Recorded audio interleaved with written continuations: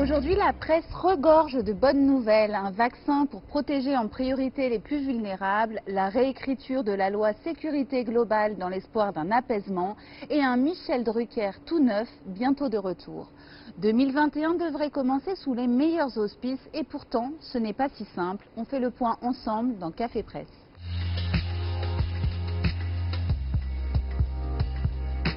La star des kiosques aujourd'hui est incontestablement l'arrivée imminente du vaccin. Dans la presse, vous trouverez un récapitulatif des 5 phases du calendrier de la campagne de vaccination présenté lundi par la Haute Autorité Santé.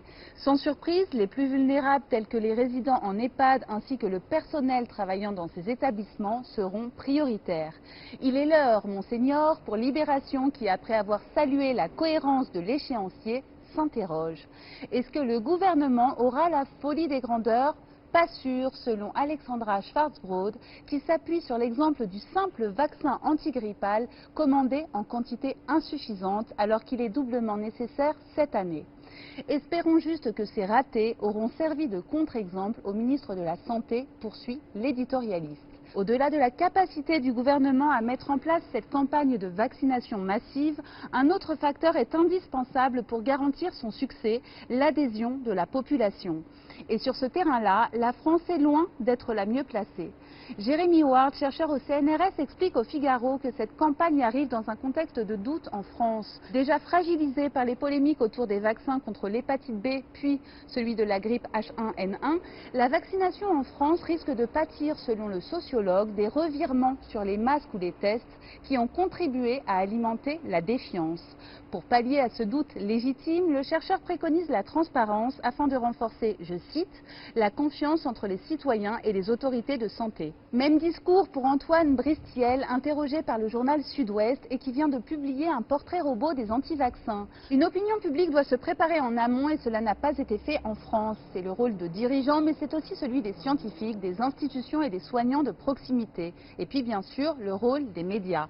Quand on lit dans la presse que les soignants eux-mêmes rechignent à se soumettre à la vaccination, on mesure le niveau du défi à relever.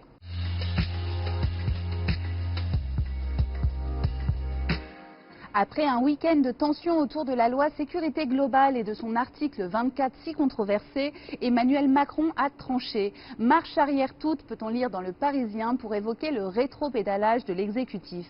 Très agacé, Emmanuel Macron a réuni en urgence lundi après-midi les poids lourds de son gouvernement. Quand il y a une réaction comme celle-là dans le pays, c'est forcément le résultat d'une coproduction d'erreurs politiques, aurait-il déclaré à ses ministres avant de leur rappeler qu'il faut faire attention à ce que la France ne soit pas pointée du doigt comme un pays qui restreint les libertés car ce n'est pas son ADN. Une nouvelle écriture de la loi est donc attendue courant janvier au Sénat. Pour Yves Tréhard, rien de tout ce tohu-bohu n'aurait dû arriver. Et si une réécriture est attendue en début d'année, qu'en sera-t-il précisément? Nouvelle rédaction, suppression, transposition dans un autre texte?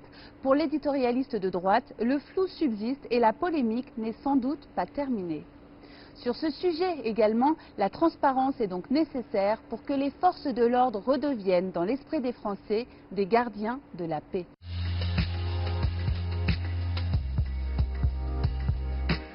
Michel Drucker, lui, n'a rien à cacher. L'animateur vedette qui se dit miraculé revient dans Le Parisien sur l'accident cardiaque qui a failli lui ôter la vie.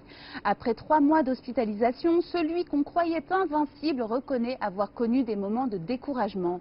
J'ai été persuadé que je ne pourrais pas revenir, que je ne m'en remettrai jamais. Aujourd'hui, il est optimiste et fait part de ses projets, parmi lesquels des tête-à-tête, des interviews et couvrir les Jeux Olympiques de 2024. Avant de s'attaquer à ce planning chargé, Michel Drucker a une autre idée en tête. Je ne pense qu'à une chose, me faire vacciner le plus tôt possible contre la grippe et le Covid. Comme ça, je repartirai à zéro, tout à neuf. Une bonne résolution que l'on aimerait voir s'appliquer en 2021 à l'ensemble du pays.